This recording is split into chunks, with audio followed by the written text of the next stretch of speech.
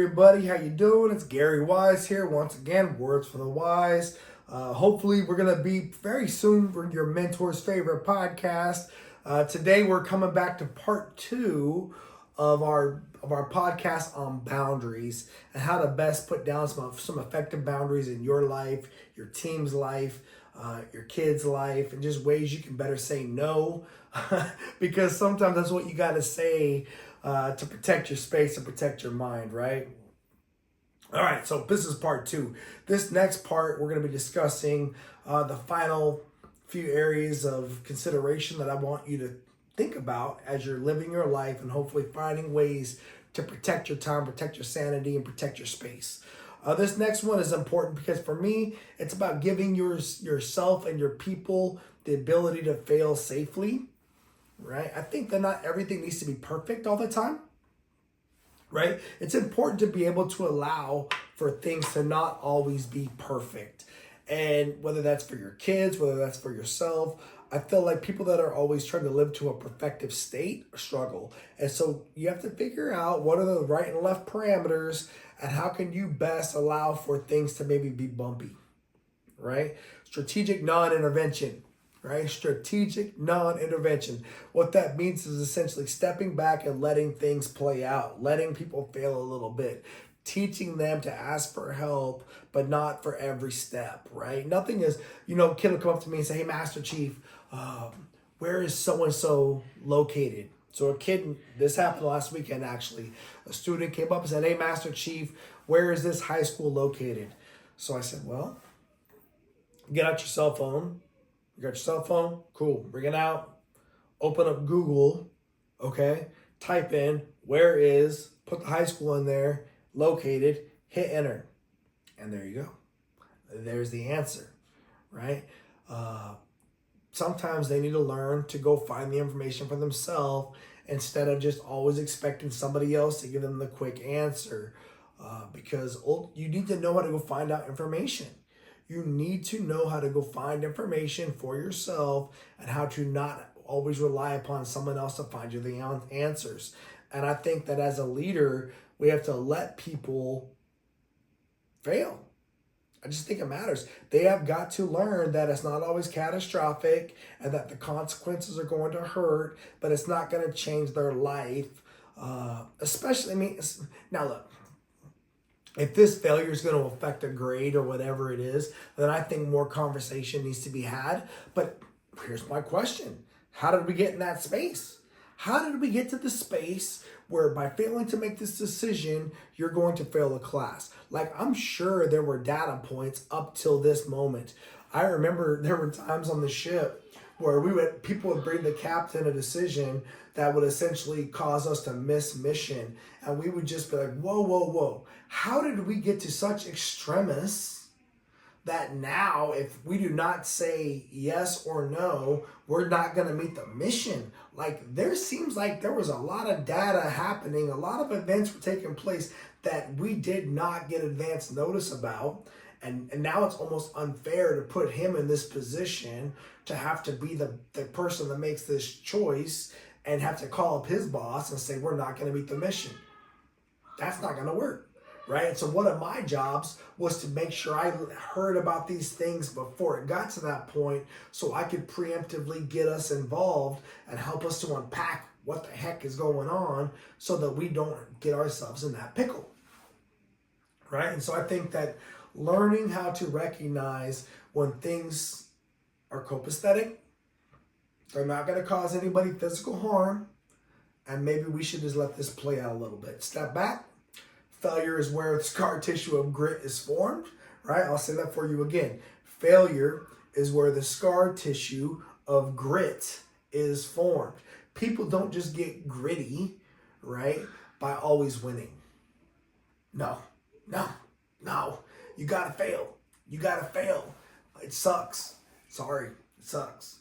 I'm so proud of my kids when they try things and they don't always work out, but they keep on going back after it again, right? Because you're not always going to be good at things the first time out the gate. You have got to apply yourself. You have got to learn the lessons. You have got to really internalize why you're even doing this thing, and is it worth the humiliation, the embarrassment, the frustration, the muscle ache, the whatever it is, to get back out there and go again. And then almost never will I ever support somebody quitting something until after success, right? Once you succeed, now if you want to strategically make a change, we can have that conversation. But don't just quit because it got hard. That for me, it's not going to be it, right? And I want you to understand that independence is a reward of learning how to operate on your own, right? One of my favorite things coming up through the ranks was having more independence to make decisions, right? How we proved in the military that we could operate independently was typically we got rank, right? Our evaluations and the word potential was huge, because if you had the potential to operate independently and to lead other people to find success, and you did not require somebody to always micromanage you, you would probably get evaluated higher than somebody else, and then you'd probably make rank. Just was what it was. You know, I was a chief petty officer in 9 years, senior chief petty officer in 12 years, master chief in 16 years, and matter of fact, 16 years master chief, and CMC at 18 years, right? And so there were people in my world that didn't pick up chief petty officer until 20 years, 18 years. By that point in time, I'd already been in that leadership position 10 years. Right? I spent more of my time in the Navy in the Chief's mess than outside of the Chief's mess. You know, I made chief at 9, retired at 25 years. Right? So just different levels of experience are rewarded to people that learn how to operate independently while also being a consistent contributor to the team. Right? And for me, that independence is a very big carrot. Right? And I want to be able to leverage healthy boundaries as a way to help give people, my children, my students, my followers, people on my team, give them healthy boundaries and parameters so they can fail all in between these bumpers, right? They can fail all in between these bumpers, but if you hit the left or the right, come get me. I'm the guy. And then we'll figure it out. But anything between those two bumpers, it's all you. You got it. Right? You got it. All you. And as they get better, the better at bowling down the center of the lane, the less they're going to need your bumpers, right? And that's an amazing thing. And I think it's part of delegation. It's part of showing trust, right? When you give people space to maneuver and space to operate, it shows that you trust them. It shows that you don't have to always, helicopter parent.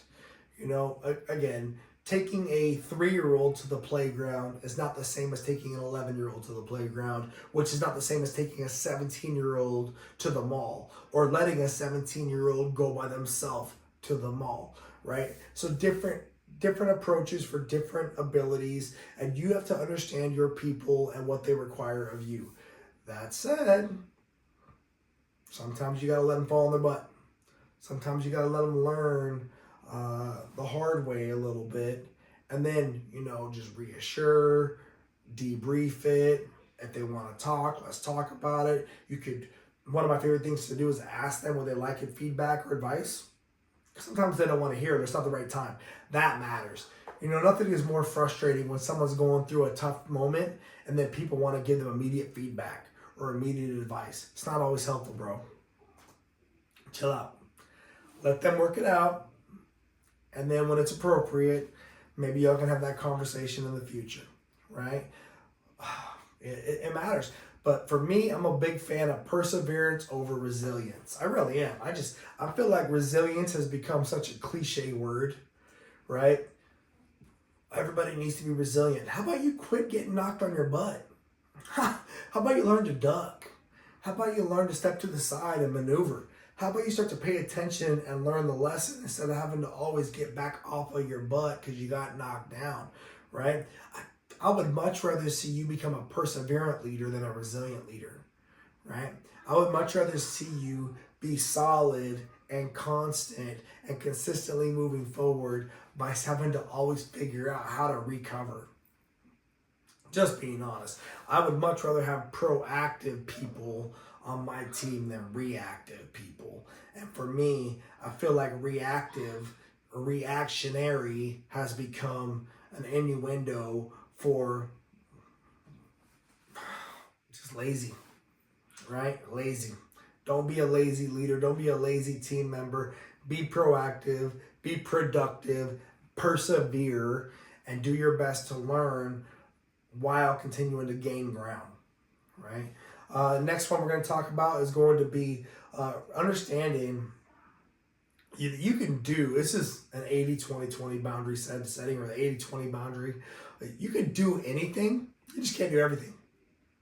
Talked about that earlier when it came to having sports or having too many activities, right? Look, I believe I can do almost anything I put my mind to, but there's only so many hours in the day. There's only so much time in front of us and available to us. And while, yes, I can maximize the most of my time, yes, you can maximize the most of your time, is it healthy to have to do that daily? I don't think so, right? So understanding that, again, leadership, one of the most important leadership habits or traits will be your ability to lead yourself, will be how can you best manage your time so as to not book yourself 24 hours a day, 7 days a week? How can you recognize that guarding 20% of your time is sacred, is special, and is yours, right? Let 80% of your time be productive. Let 80% of your time go to other people. Keep 20% for yourself, right? And recognize that the reality is, 20% of the things you do in this world will drive 80% of what happens outside of that 20, right? It's like when I was on the ship and I would have most of my time taken up by problems, right? We would spend the majority of our time on problematic, challenging people instead of on the other 80% that were giving us no issues. And it was learning like, okay, if I can take that 20% off of my chief's hands and I can do my best to manage these problematic people to free them up to focus on everybody else, then that's what I can do for the team. But then it's also teaching them to not let themselves get bogged down by that 20% of the challenge and lose the sight picture over the other rest of the 80% that are doing awesome. It's the same thing in the classroom. I can have a classroom of 30 people. There might only be 2 or 3 that have problems. 25, 26 of them are focused. They're locked in. They're doing good. And so you as a teacher, you cannot allow yourself to get distracted and lose focus because 1 or 2 people want to be disruptive. You have to learn how to neutralize that and to move on, right? And how to do your best to delegate to people to help you navigate the rest. Just, that's life, right? And I think if you can use productive time wisely, you'll find success, especially when you're leveraging the larger amounts of time that are available to you throughout the day. Here's a skill gap that I found when I was doing my research, right? Only 19% of candidates for manager demonstrate strong delegation skills. Only 19% of manager candidates demonstrate strong delegation skills. I wonder why that is. In my experience, when people struggle with delegation, it's either because, number one, they don't trust. That's huge. Whether it's they don't trust themselves, whether it's they don't trust their people, whether it's they don't trust the leadership that they're working for, there's trust is a problem somewhere in there. Number two, they don't feel like the people are trained. So training is another problem in there somewhere. Typically, training and trust are the top 2 reasons why I think people struggle with delegation. How do I resolve that? Get them to start delegating now. Chop, chop. So every year, our cadets get leadership positions. And one of the biggest challenges they always have is learning how to delegate for other cadets to play a role, right? Even though they have leadership positions that they get to do the work too, but it's got to be delegated to them. The only way you're going to build trust is to start delegating and letting them succeed. The only way you're going to find out if they're trained is start delegating and seeing the results, right? Theoretically, we've done all the training ahead of time. Theoretically, we've built trust along the road. Guess what? We'll find out. Start delegating, right? I think it's important. And then if you are not comfortable being delegated to, I think you have a responsibility to communicate back. If you don't feel comfortable taking on the opportunity or the assignment, say something. Now, why are you uncomfortable? Is it because you don't know what to do? Is it because you don't know how to do it? Is it because you don't have the time to do it, the resources to do it, the enthusiasm to do it? Well, you owe all those answers, but you took the job, right? You took the job. Don't take the job if you're not enthusiastically willing to try to do the thing you've been delegated the opportunity or the challenge to do, period, right? But everybody gets a chance to play. Everybody needs to have a responsibility to play their role in the team.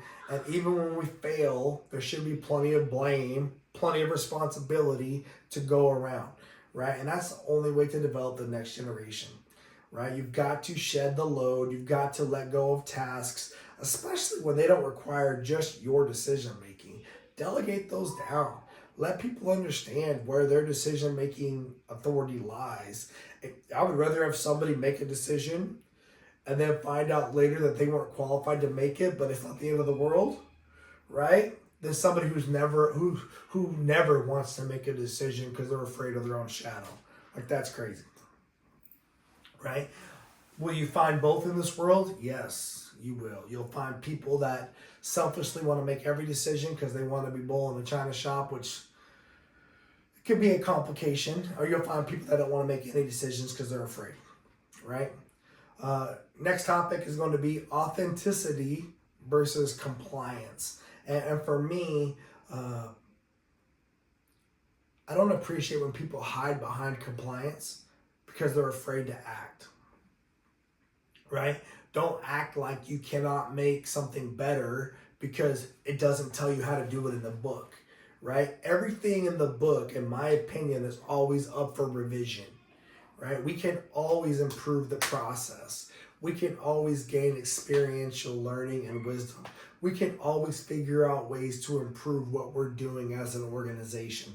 Don't hide behind compliance to be freaking complacent, right? On the reverse, don't freaking pretend that because you're so authentic, you can't follow the rules. That doesn't work either, right? You've got to be a legitimate team player. And false harmony is a silent killer. Don't act like, yeah, you're aligned with the leadership team when really as soon as you get out of the door, you're just throwing them under the bus and you're being a negative entity. Because unfortunately, that kind of stuff kills the team. And the reality is it's typically pretty easy to smell through, right? I got students that do that. They'll smile in my face, yes, Master Chief, but as soon as they get out of the classroom, they got their own opinions. It's like on Friday with Smokey and Debo, right? And, you know, Debo leaves, I'll be talking again, right? And the reality is, I'd much rather have an open feedback loop where people can say what their concerns are and what their stresses are. But if it's just nickel and diming stuff, you someday become the leader and you can be the one that makes the decisions. Some people just want to have the power. They're on this power trip and they want to feel like they're the one that calls all the shots. Good luck with that, right? Good luck with that. Ultimately, what I've learned throughout my life is very rarely is there anybody that gets to be in charge of everything. And typically you all have it to work with one another to figure things out. You know, I'm always a servant leader. I'm almost always thinking about my people before I do anything. So whether they understand that or not, but almost always the actions that I'm going to take are a direct result of the conditions they put out for me, right? Just how it is, right? It's just how it is. And so you have to understand that if you want to be able to affect change in your organization, typically you got to get your people to operate differently so they can allow for you to change. That's it, you know? And so, but people that are being fake and are either hiding behind compliance to be complacent, or that are pretending to be so authentic they can't get in line, they're just trying to be problematic. They're not always going to be the best for the team. And for me, they're not the ones you want to put in strategic leadership positions. People that you want to have in strategic leadership positions are the ones that can want to make it better, can want to make it improved, but authentically want it to be better for the good of the organization and for the team, right? And not for their own personal, recognition. That's another thing for me. I get frustrated when people want the ribbons. Everybody wants the medals, or they want the rank, or they want the parking spot, but they're not really worried about everybody else on the team. We all win if we don't care who gets the credit, man. Trust me. Have trust in the process. Have trust in the team. Have faith in the organization. Have faith in the people that are around you, and let them stand by you. Real peace comes from the courage to stand in the position of what matters and hold on to it, right? And don't always worry about getting all of their accolades, right? That for me is a challenge. Another thing I will tell you is people hate being told no. They hate rejection. They always want to hear yes. I've seen that a lot. Groupthink is a thing, right? I'll see, especially my students, they want to be buddies. They want to be friends. If you have more popular entities and or people at different seasons of life, and so everybody wants to be on the good side of that person, and you'll watch it just go too far overboard, and you'll have to reel them back in and say, hey, look, that's not the best thing for the good of the organization, because while you're thinking about your little pot of 4 or 5 people, this is a team of 165 people. Remember, multiple sides to every challenge. And not always do people that are so close to the problem have the good view. Typically you want to kind of step back. You want to get as many perspectives as possible. You want to get overview. You want to get the ability to see the bigger picture before you get pulled into something that's possibly going to be a bad thing for the team. I always recommend that when energy levels start to get too high or emotions start to get too high, decision making needs to come down. I'm always leery of making decisions in a high energy moment or a high emotional moment, because sometimes people get carried away, right? And understanding that having healthy boundaries, especially in those moments that people don't want to be told no, or they only want to hear what their own selfish desires want to hear, that's not always healthy to feed into those moments, especially when their egos are involved, right?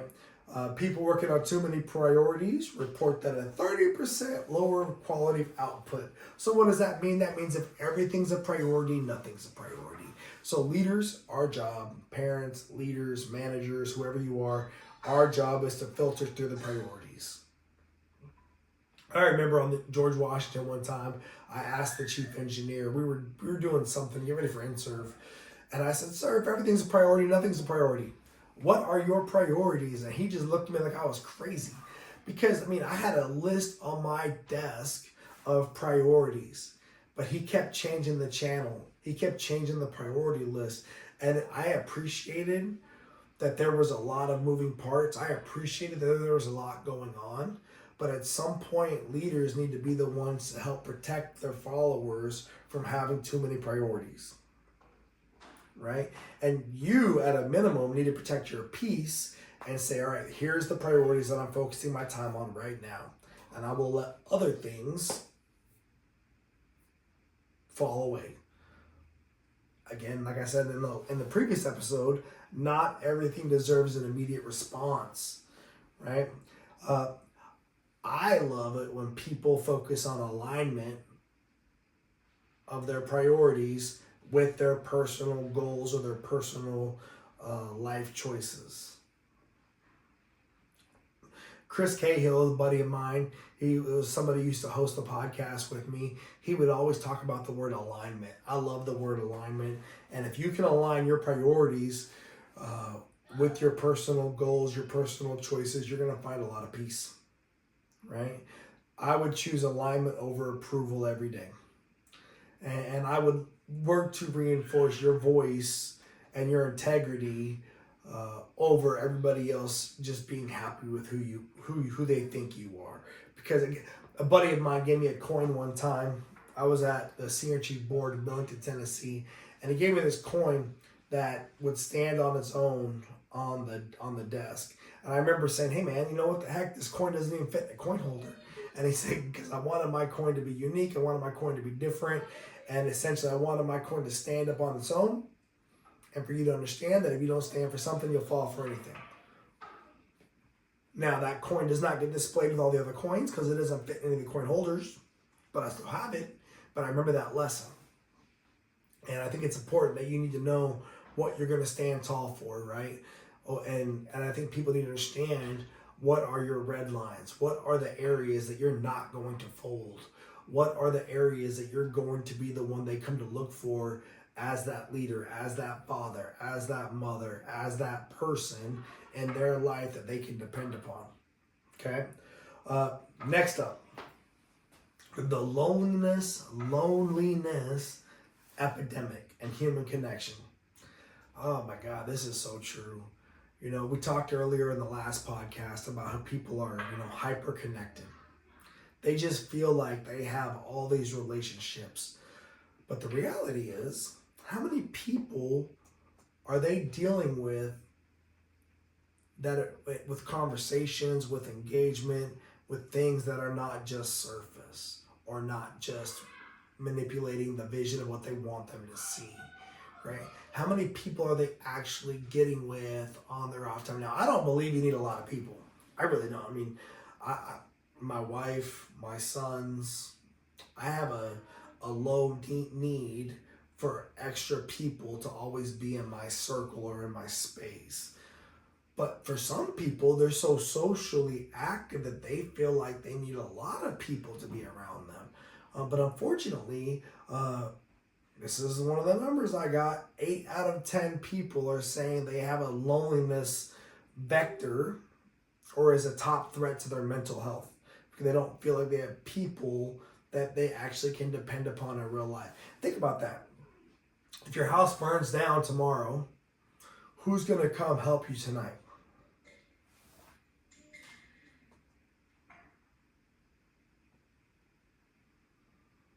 Like, who can you depend upon tonight? If your house burned down today or tomorrow, who would come help you? Whose house would you stay at? Who would you call? Right? That's a tough one. Think about that.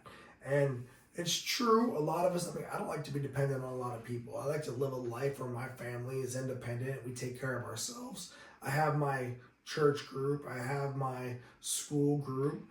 But I don't have a lot of people that are always over to the house or in my world. Who do you have? And if you don't like that answer, the only way you can fix that is by communication. My son is getting ready to graduate high school, and I'm super worried for him and his friends because, well, they're in high school. They got to see each other every day, right? Got to do all these activities, 4 years, these awesome, unique friendships. But then when high school ends, they're all going to these different directions. Are they going to lose these awesome friendships that they developed over this time? I've seen that throughout my entire career. I'd have friends in the military during certain portions of my career that were so amazing. And to this day, if we get together, it's like no time has ever passed. But the reality is, most of us never talk, because we're all busy doing our own things. We might like posts on Facebook or Instagram, but we're not really talking and getting caught up or making plans to do things. And, it can be lonely, I guess. And it's important that if that's a concern for you, you do something about it, right? God, I would feel horrible for somebody who's in a marriage and they're lonely. That's it's tough, right? Or You know, one of my favorite things is I talked about my son and my concern for him after he graduates high school. On the reverse, he's also one of my favorite friends, right? He's 18 years old. He's a young man. He's coming into a lot of his own things. But there are times when I am more than happy to share with him my concerns, my stress, the load, and let him see like where I need him to step up and help me, because dad can't do it all the time. And while I'm 48 and he's 18, our age difference is exactly what my dad's was to me. And I never got the chance to have some of these conversations with my dad because I chose to get up and leave the house right away. So I'm hoping that I can kind of help that a little bit with my own son by communication and offering opportunities for us both to find success while working together mutually, right? I think that matters, especially when I know that at some point the world is, this life ends. We move on with the journey. But I sure would have liked to have had more time with my dad when he was alive. And so if I can hopefully counter that with my sons, that's a win, right? And if it can help them by being somebody in their life that helps them not to feel lonely, brother, I'm here for it, right? I'm here for it because I would like to be a parent where my children, as they become adults, they choose to want to continue to be friends with. Just because we're family doesn't mean we're always friends, right? And that's a big deal. I think not getting isolated, not depending upon social media for the majority of your communication, not depending upon video games for the most of your interaction. I think you got to get out there and you got to work with people, and you've got to live a life where people actually depend upon you, right? 2 in 5 teens say they lack emotional support. That's probably true, man. 93% of parents believe their children are getting adequate support. There you go. So 2 out of 5 teens are saying they don't get enough emotional support, whereas over 90% of parents say they're getting enough support. What's the disconnect? I don't know. I think figuring out the communication, the conversation, and recognizing that leadership gap is the same whether you're in a business space or you're at home. I do believe that this is why one of my passions is working with parents, especially of teenagers. I do believe that the skills that will make you an effective leader in the workspace will also translate over to parenting adolescents, because it's so much more about mentorship than it is about being a parent. It's so much more about learning how to strategically develop your follower or your young person as they're preparing to launch into adulthood than it is about just, parenting a 10 or 11-year-old, right? They're just different. It's a different process. And so if you're a person who struggles with leadership in the workspace, you're probably going to struggle at home dealing with your team. But if you can deal with your team really well, you'll probably be good in the workspace as well, if that makes sense. And so I think that working on leadership will help you in both arenas. Here's another one of the data points I pulled out. 80% of parents spend almost every waking hour focused on someone else. And 67% feel guilty for taking any time for themselves. I don't know if that's true or not. I think that as my kids get older, I find that I have more time for myself, which is appreciated, right? But yeah, like I talked earlier about taking time off in April to not do a bunch of field trips. I think there's always going to be some guilt involved with taking time for yourself, and you've got to figure out a way to be at peace with it. And I think part of how that works for me is I look at all the times that I give up of me to help people, to offset the guilt by saying, hey, and this is why it's okay for me to do this podcast or do this adventure with my wife, who, I'll be honest, my wife is my favorite person to do things with, right? As my kids get older and I can see them eventually leaving the house, I can see a space where it's going to be my wife and I hope we, for a long time, enjoy going out and doing things together, because that's awesome, right? And I hope you have the opportunity to have somebody like that in your life. How do you get there? Communication, right? and taking the risk. Young people, I see them struggle with managing intimate personal relationships because they really struggle with conversation. Step one, start talking. It's not rocket science. Stop texting, start talking. Get in real life, have a conversation, right? And figure out how to listen and find things that you're both interested in. Pick targets and make a plan as to how y'all both can get there. Maybe it'll work out. All right, next topic, right? Conflict, competence, and accountability. Oh my God. How many people struggle with conflict? Not me. Ultimately, I actually enjoy conflict. But the amount of people that I deal with every day that struggle with it because it makes them shut down, it makes them uncomfortable, it makes them not even want to try to communicate because they just, I think it's because they're afraid they're not going to get their way, right? I think that's number one. They're afraid of the conflict because some people try to bulldoze, right?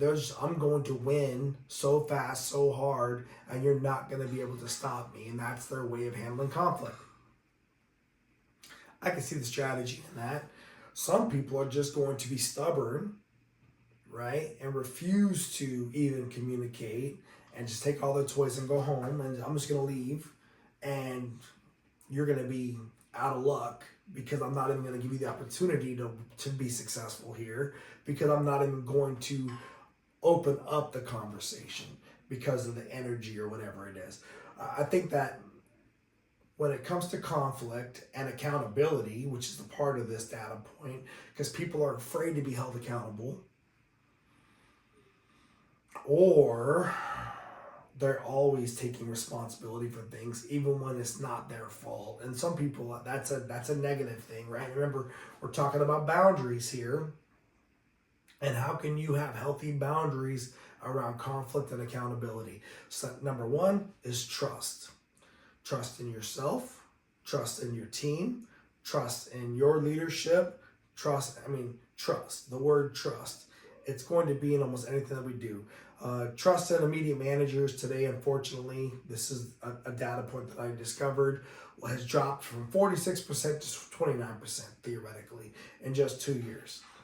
Part of the trust factor, in my opinion, is the amount of touch points we have with people. Whether people have too many touch points with your social media, with your messaging, with your emails, with hearing you talk to people, or hearing from other people about you. Like, there's just so much information out there about somebody, and the minute somebody does something that they feel like is not aligned with what they should be doing, the trust is gonna slide. If you tell me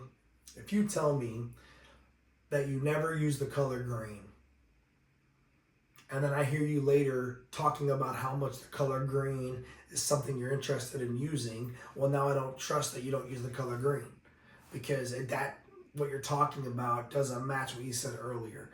And so being consistent as a leader, and that's my little simple analogy, but I will tell you, your consistency will be the most important thing to ensuring your trust is lined up for your people. Whether it's your kids, whether it's your teammates, whether it's the people you're following, right? The people you're working for, or whether it's the people that you're leading. You must be consistent in order for them to trust you. If you cannot be consistent, you're going to struggle. And if you're going to do something that's out of the norm, you better be prepared to speak about it. Because they're gonna have to know. They're gonna need to understand, right? Now, sometimes you don't need to give that answer right away. Remember I talked about that earlier, last podcast. Sometimes an immediate answer is not required, but you're gonna have to tell them, explain to them why you did something different in that moment or in that opportunity, right? And what was the reason behind it so they can understand. Otherwise, they're going to not trust. It is almost as much as complacency is a default human setting, so is lack of trust. Because people are selfish, right? And so just remember that you have got to maintain trust with people in order for them to follow you consistently. And you get that trust by being the same day in and day out. And if you're going to give a no, give it honestly, give it authentically. When that boundary comes down and we're saying no, they need to consistently understand that you're saying no for a good reason. And if you've got the time, you're going to provide them the information, right? That matters. That communication is going to be one of the most important parts of your career in parenting, in leadership. And if you say yes, explain why you're saying yes. I think that matters too. Let people know why you're going to. Why did you say no this time? Why did you say yes this time? Help me better prepare before I bring you an opportunity to make a decision. Because if I want to get you to yes, I want to come prepared. Right? If your no is going to be because I did not give you all the information, that's a good lesson for me to learn. Huge, right? Huge. And I think that you will find that if people learn how to better manage conflict, because they understand the rules that you're putting out there for them, they will hopefully not be so afraid of it. The other thing I will tell you is that teaching people to not avoid conflict, in my opinion, is the definition of leadership, mentorship, right? Because this life is full of conflict, and part of guiding them to be able to lead or leading somebody into the challenge of this thing we call life is going to be handling conflict. It's just not going to be walking down the yellow brick road and everything always works the way you want it to work. The enemy always gets a freaking vote, man. There's always going to be some sort of a challenge. And it would not be called leadership if everything just always went the way you wanted it to go and nobody ever had to deal with a challenge, right? The hardest leadership positions are when people have to go to, and they're not winning. They're not winning. And they're still suiting up every day and coming to work because they see that they could win in the future by continuing to trust you and trust their team. And that's it. Right? And that's it. This is where when I see people, my son played flag football, right? And you have these travel ball teams that just had so many amazing young athletes. These kids were smoking every other team, 40, 50 points, right? And my son was not on one of those teams. He was on the team that was struggling, and they were trying their best, and they were athletically okay. They just weren't as good as those other kids. They didn't have the reps. They didn't have the sets. And I told my son, I said, look, it's harder to be on the team that's not consistently winning by blowouts, and you guys still get suited up and come to play.